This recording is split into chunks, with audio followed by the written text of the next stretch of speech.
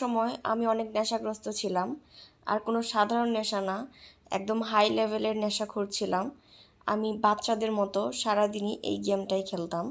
মানে এতটা অ্যাডিক্টেড ছিলাম যে এই গেমটা খেলতে এতই ভালো লাগতো যে ঘন্টার পর ঘন্টা খেলেই যেতাম। আমি আজকে সেই থিমটাই করতেছি।